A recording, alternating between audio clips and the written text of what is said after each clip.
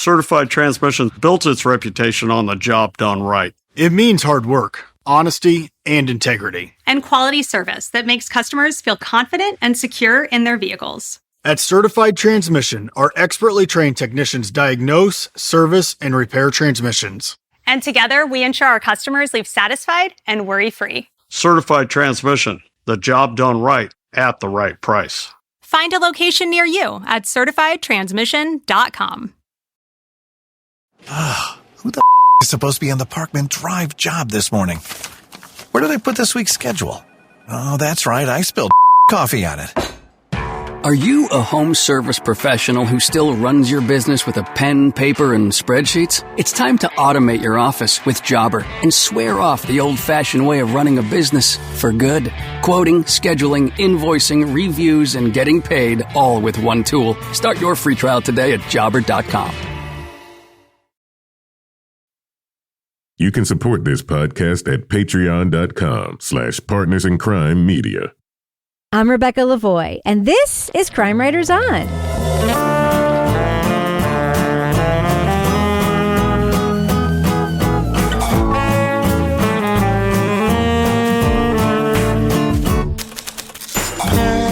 Crime Writers On is the original true crime review podcast that digs into true crime, pop culture, other podcasts. And on this edition, I'm talking Karen Reed, and we're dropping it here. It's a special drop of a conversation I had on the Boston Globe's outstanding opinion podcast, Say More, about a case we're following very closely here in New England, and I guess now other places.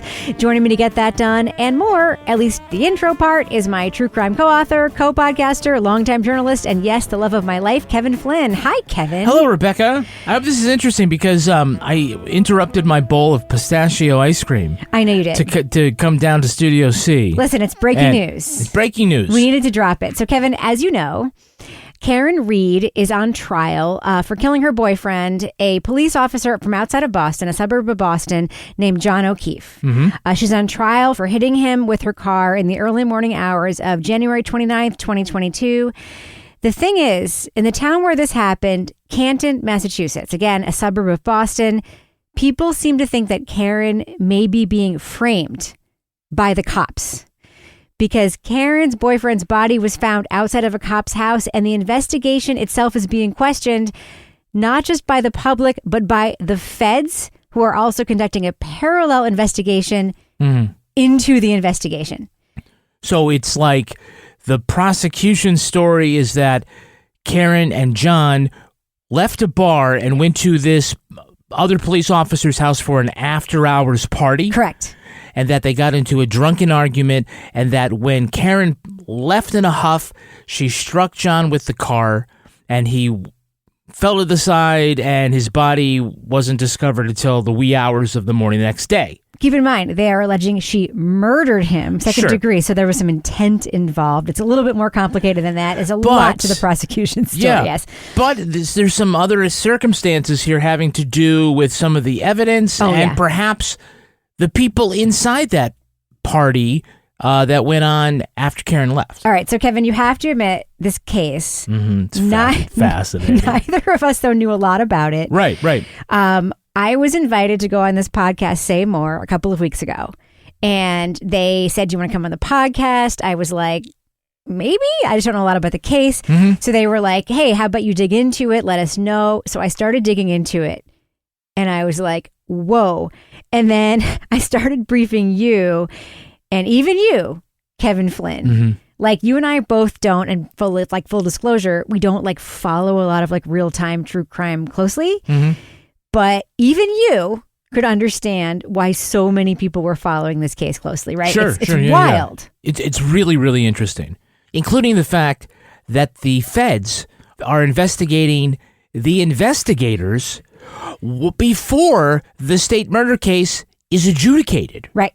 So that's really, so what does that mean? Yeah. And there's also some like regional components of this case that make it interesting to you in particular. Right. Because what do they call it? The most Boston true crime Boston thing that ever Bostoned? Yeah. What? So the episode of Say More that we're about to hear is the Karen Reed trial is, quote, the most Boston true crime case. By the way, something I got from you. It's got everything Boston. What does it have? It's got cars. Yeah. It's got cops. Yeah. It's got a dog. Yeah. It's got snow. Yes. It's got Fenway Park. Yes. It even has Dunkin' Donuts, which we don't get into in this episode, but we can talk about that some other time. Anyway, in this edition of Say More, we actually do address that. The podcast host is Shirley Leung. She, like a lot of people, she's been loosely following the case, but she wanted to understand, like you did when we first started talking about it, like what's going on. Why is everyone so fascinated by Karen Read? Why is everyone following this trial beat by beat? Why is everyone tweeting about it? Maybe most important, who is Turtle Boy? Like, do you know who Turtle Boy is? There's a guy named Turtle Boy in this. The actual hell. That's right. Anyway, this episode of Say More just dropped in the Boston Globe Say More feed. It is a great podcast. It comes out every week or so. It's about some topic in the news or general zeitgeist. You should subscribe. And right now, in our feed, we are dropping this episode featuring me, along with Boston Globe reporter Sean Cotter, who's been covering the trial. So after this quick break, you're going to hear just that. Say More from the Boston Globe, an episode on which I got to talk to Shirley Leung and Boston Globe reporter Sean Cotter about the Karen Read case, why folks want to hear about it, what's going on in the trial, and what we are watching for in the coming weeks. So stay tuned.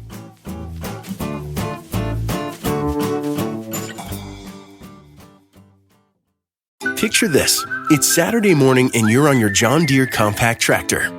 You're effortlessly breaking ground on your new landscaping project.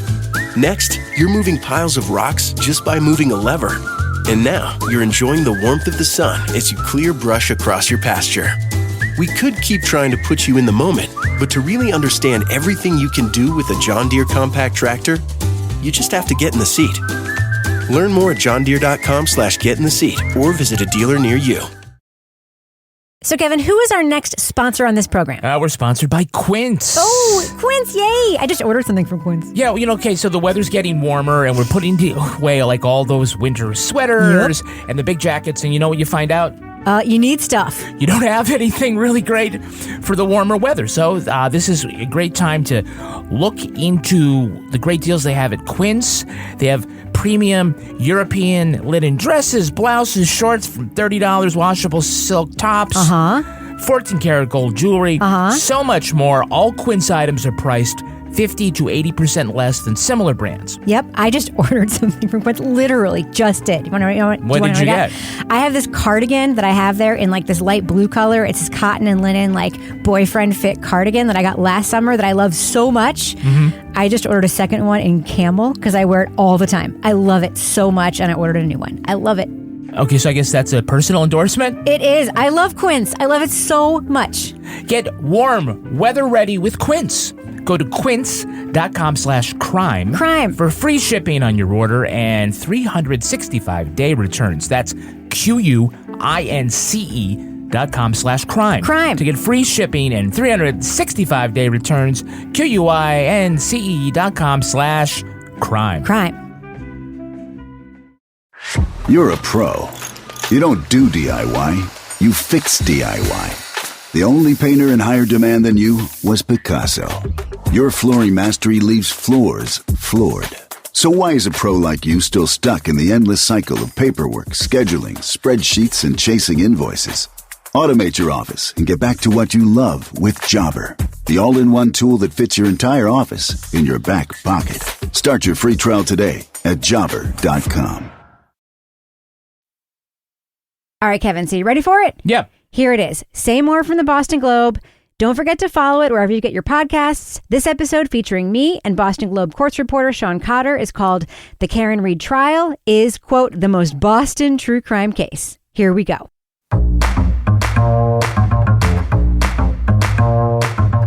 Welcome to Say More from Boston Globe Opinion. I'm Shirley Leung. Every once in a while, a crime story goes viral. It's hard to say what makes a specific case blow up. One is happening right now in Massachusetts. All persons having business before the Honorable Beverly Cannoli, Justice of the Norfolk Superior Court and in the County of Norfolk. A woman named Karen Read is on trial for the murder of her boyfriend, Boston police officer John O'Keefe. The prosecutors are saying she intentionally hit O'Keefe with her car. That the defendant, Karen Reed, is guilty of murder in the second degree. But the defense tells another story. Karen Reed was framed. Interest has been high, even before the trial started. These are Karen supporters accusing the local police of a cover-up. We're here for justice for Karen Reed and justice for John O'Keefe. That's what we're here for today. As a journalist, I am fascinated to know which stories grab people and why. And I want to talk about how the media plays into these viral crime stories, sometimes making things clearer and sometimes muddying the waters. I'm here with two very smart people who are going to help me figure it out. First is Globe reporter Sean Cotter, who has been at the Dedham courthouse covering the Karen Reed trial. Hi, Sean. Hi, Shirley. And we also have Rebecca Lavoie, who is the host of Crime Writers On, a podcast that discusses true crime and the media.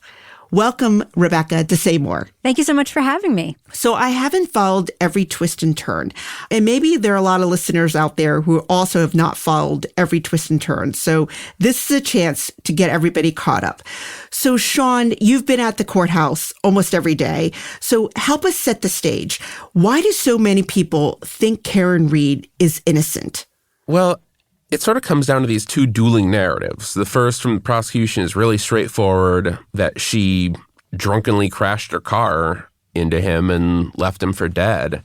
But the defense, which has been very aggressively putting forward their own narrative, has said that there is this sort of elaborate framing of her in which there was a shoddy police investigation. They say there were improper connections between the family whose house outside of which O'Keefe was found and members of local law enforcement, and that this has sort of captured the imaginations and raised a lot of questions with a lot of people.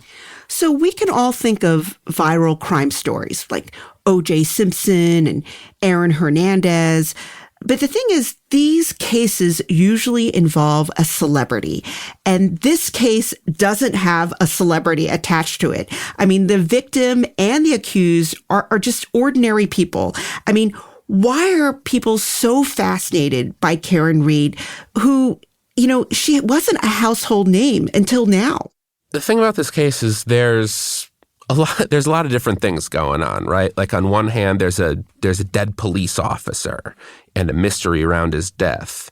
There's accusations of a police cover-up. There's this idea that there's a conspiracy framing somebody. There is sort of all these colorful details of police misconduct, allegations of police misconduct, police scooping up evidence in solo cups, a dog maybe being involved. And, I mean, it also can't go without saying that, I mean, both the defendant and the victim are attractive, well-to-do folks from the suburbs. And then there's Turtle Boy, right? A blogger. You got to explain Turtle Boy. Absolutely, yeah. Aidan Carney, a local blogger known as Turtle Boy, already had this local following. He's sort of this colorful and somewhat controversial news blogger. And he really fixated on this case, and he's posted about 100 times. He does videos on it every week. And then he now faces criminal charges and spent some time in jail amid those charges of intimidating witnesses in connection with this case.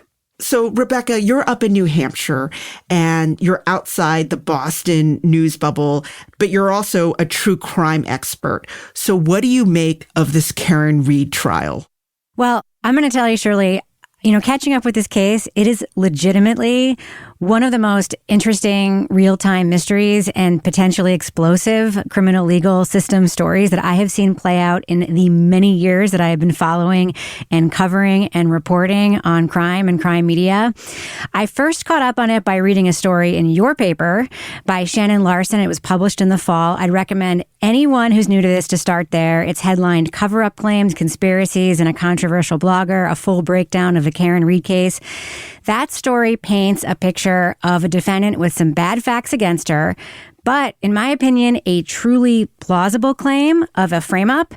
In fact, I read the outline of the story to my extremely skeptical journalist husband, a longtime reporter that I co-podcast with, that I've written several true crime books with. He immediately thought, in hearing all the facts of this case in that very straight story, that it had a distinct whiff about it. Also, I think from a pop culture angle and from just sort of a human interest angle, as an outsider, somewhat of an outsider, originally a New Yorker who now lives in New Hampshire, this is a very Boston story. It might be the most Boston true crime case I've ever heard about. It's got a bar, it's got cops, it's got like close-knit, small town vibes, it's got a dog, it's got the snow. It's like straight like Dennis Lehane stuff in like so many ways. I'm very curious about Turtle Boy. I mean, Turtle Boy has gone after me. I think of him, frankly, as an unsavory character. But then when I see what he's doing, I was thinking, I think he might be onto something here. What's your impression of Turtle Boy? And do you think he's onto something? Because as someone, I think of if the prosecutors or if they're able to throw him in jail, it feeds into the conspiracy theory that surrounds this case about a cover-up. Well, here's the thing. So I don't know a ton about Turtle Boy. I think his storyline is frankly like kind of a huge distraction in some ways in this case. I'm really disturbed, though, by that part of it. I'm also disturbed reading about the communications between him and his lawyer being monitored and intercepted by the prosecutors in his legal case. I think he's somewhat of a red herring, and he is the reason, by the way, that, Reed's defense is seen and dismissed by some people and seen as like a joke and a punchline by the way, also some media outlets, and is being made a punchline by the prosecution in some of their communications. But here's the thing about Turtle Boy and people like Turtle Boy.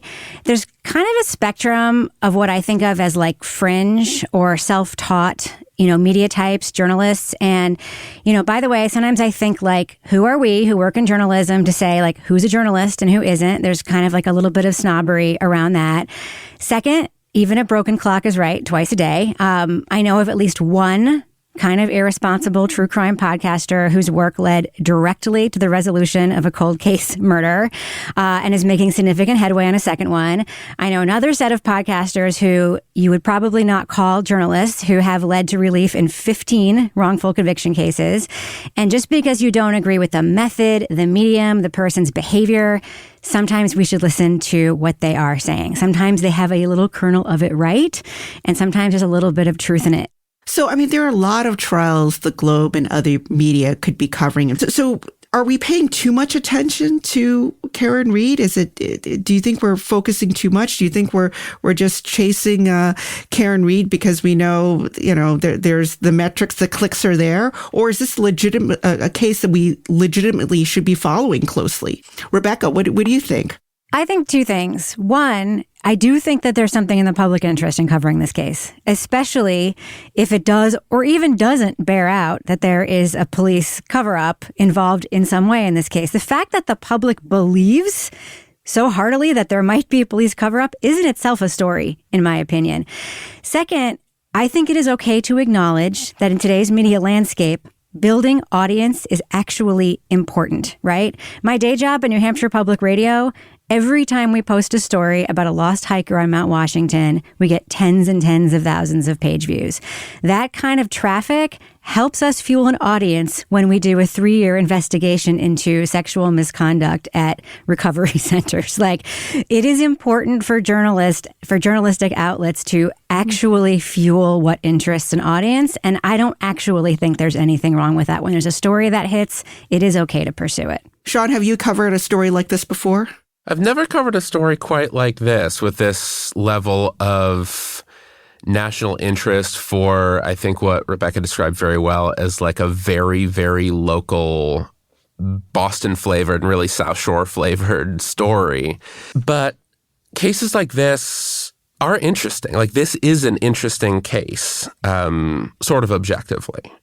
And so I think it makes sense that people are interested in it. I think it makes sense that we're interested in it. And I even keep hearing from people who I call as sources for other stories. They're like, oh, have you heard this or that or the other about Karen Reed? And I'm like, oh, yeah, well, I've been covering it.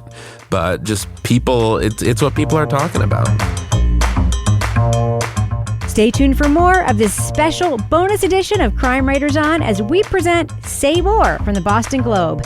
The Karen Reed trial is the most Boston true crime case. That's after a quick break.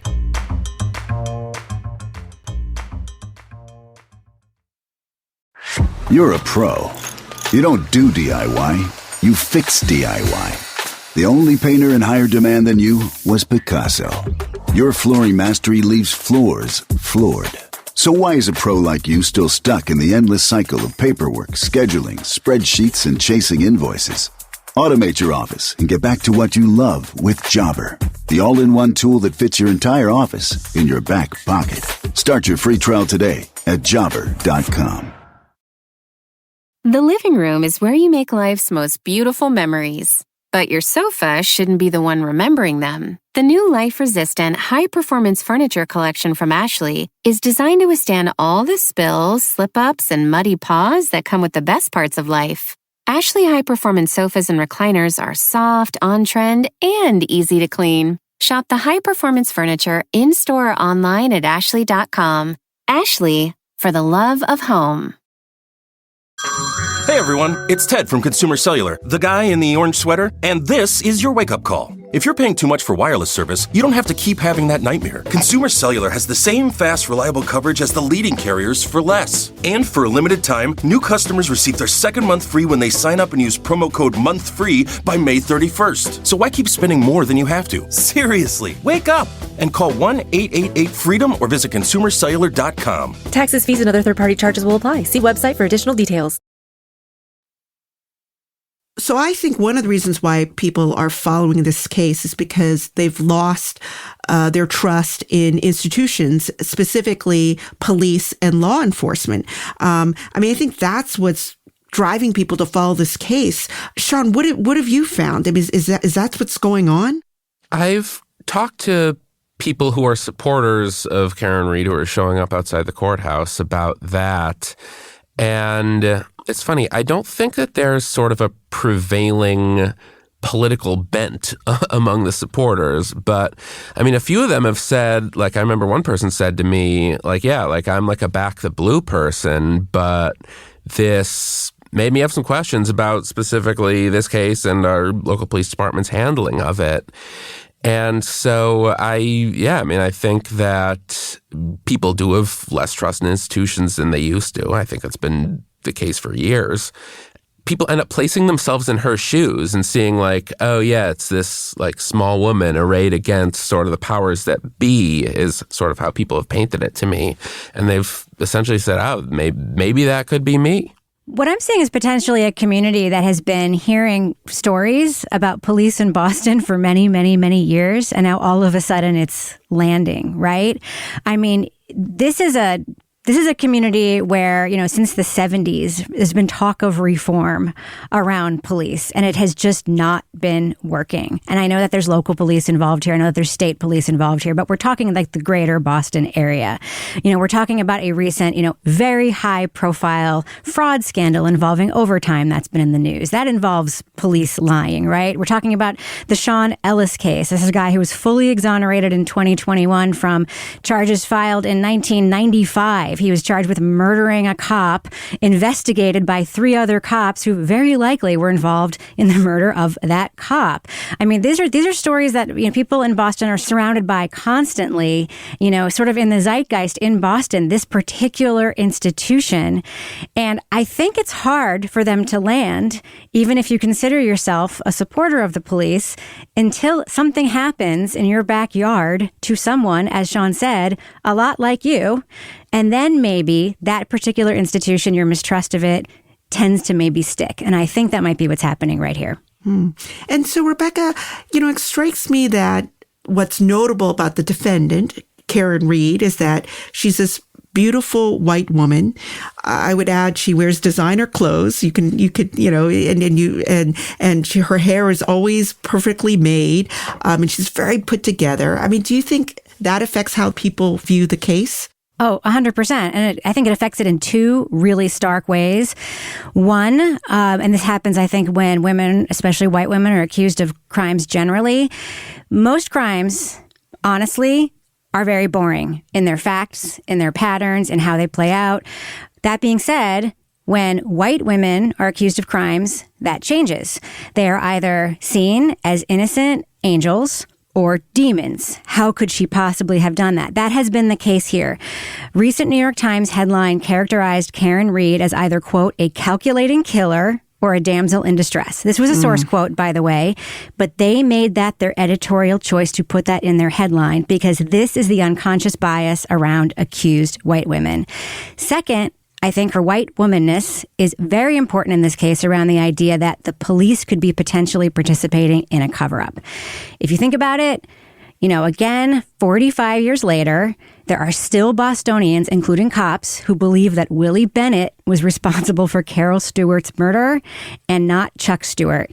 And I think that Karen Reed's very personage, a figure that's usually profiled as like the perfect victim in high-profile murder cases, gives her case an instant appeal and gives her side more implicit credibility with the public when it comes to a potential police cover-up. Rebecca, there's been a lot written about why women are obsessed with true crime stories. I'm wondering if you can explain your own interest in true crime. And some people dismiss the genre as being frivolous and not very deep. So what do you get out of diving into cases like this? Well, first of all, I just want to clarify. What gets me excited is great reporting and great journalism and great stories that reveal something systemic, have incredible characters, reveal institutional wrongdoing, or journalism that can make an impact on the criminal legal system in some way. And I know you aren't asking why women are obsessed with true crime. I know that's something that's out there in the zeitgeist. And, you're kind of absolved here because I generally find that question a little bit offensive because nobody ever asks why are men interested in mafia stories or why are men interested in World War II documentaries or why are men interested in comedy podcasts, which by the way are way more popular than true crime podcasts. That being said though, there is a huge range of what's defined as true crime media. And I think what a lot of people are thinking about when they ask that question is media that's actually made for and by women, not true crime journalism per se, but chat shows about crime hosted by women, true crime, Wikipedia, full body chills, wine and crime type shows hosted for and by women, true crime as entertainment, kind of shows. But one thing that I do want to point out here, women being interested in the genre of true crime, what true crime has actually done in the American consciousness has raised awareness of things like corruption in the criminal legal system, wrongful convictions in the criminal legal system. And I think that there could be a dotted line drawn between that raised awareness of things like police misconduct and people standing on the courthouse steps in the Karen Reed case, women who might consider themselves back the blue types, believing that there might be a police conspiracy here. I wonder how many of those women have watched or listened to media where these kinds of things have played out and believe that it could happen because they're interested in these kinds of stories. That might be a question that I would ask. So we're about 3 weeks into the trial. So, Sean, what has come out so far that's really surprised you? I think that some of the details of the police investigation, especially the initial stages of it, really sort of creates some of the most jarring images, where it's Canton police officers scooping up congealed blood in Solo cups and then putting them in Stop and Shop bags, using leaf blowers to clear the snow. Those have been sort of some of the most colorful things out of this and the most eye-catching things out of this.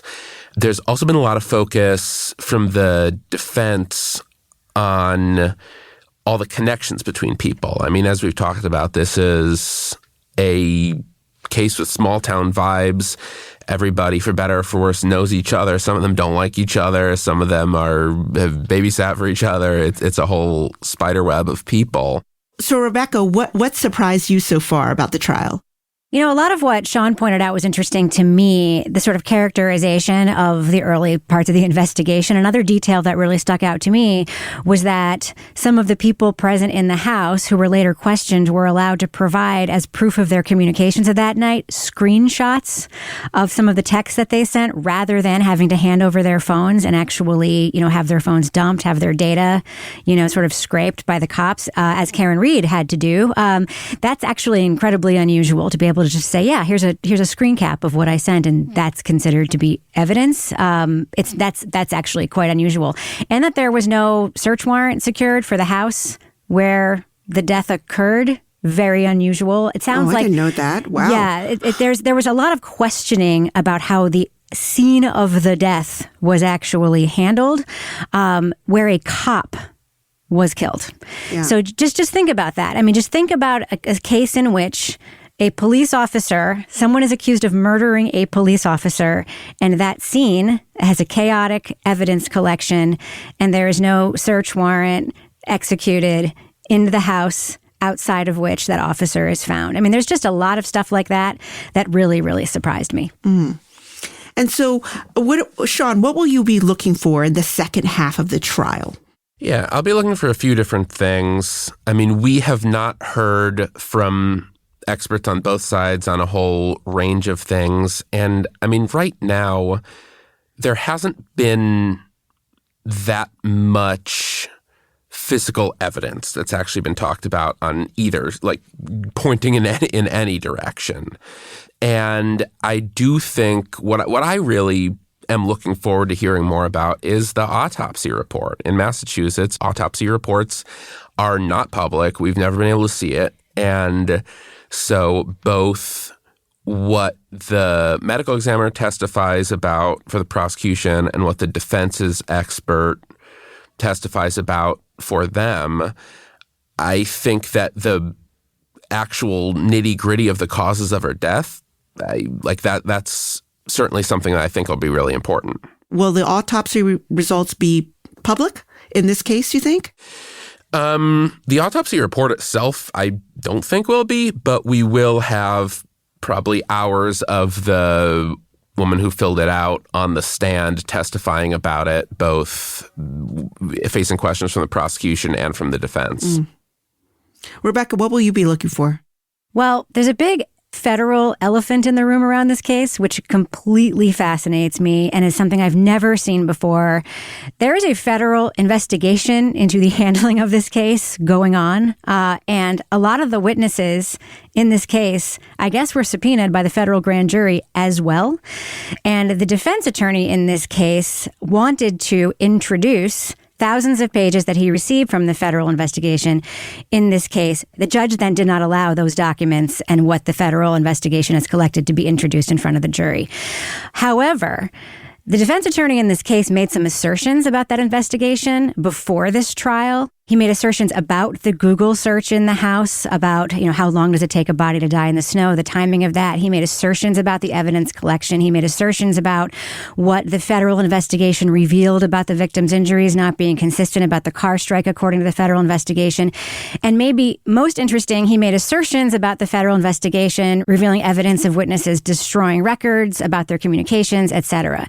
Those assertions were made before the defense knew that the testimony would not be allowed and the reports would not be allowed in this trial. So I tend to believe that there was some, veracity to those assertions, because otherwise they would have been introduced and they would have been proven untrue. So what I'm watching for is this. I am assuming that every single defense question and cross-examination of these witnesses, I'm assuming these questions are based on what is inside that federal investigation and those documents.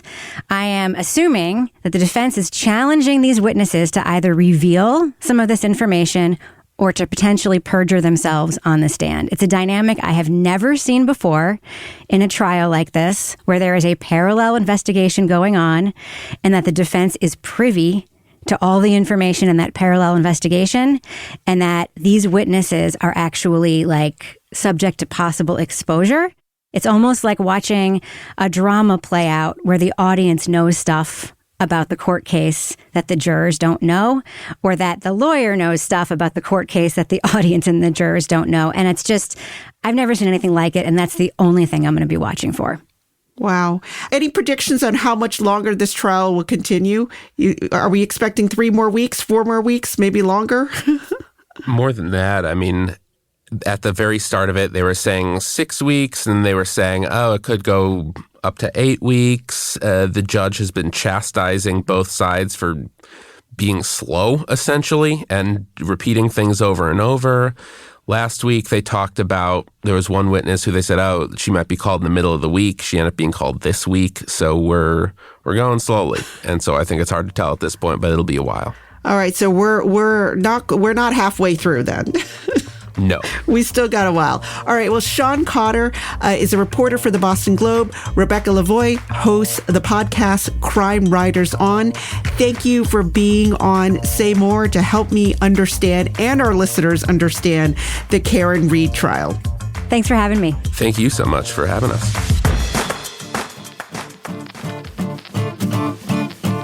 Thanks so much to the fine folks at the Boston Globe for having me on Say More. And don't forget to check out their podcast wherever you get your podcasts. All right, Kevin, I think that does it for us, right? Yeah, it does. I'm going to get back to this ice cream. Okay, it's getting a little soupy at the bottom. It was a long discussion. Okay, so for everyone at Partners in Crime Media, thank you so much for listening to this special bonus episode. Don't forget to subscribe to Say More. Kevin, you're going to be following the trial at the Boston Globe's live blog, right? Yeah, I will. All right, for everyone at Partners in Crime Media, we will catch you later.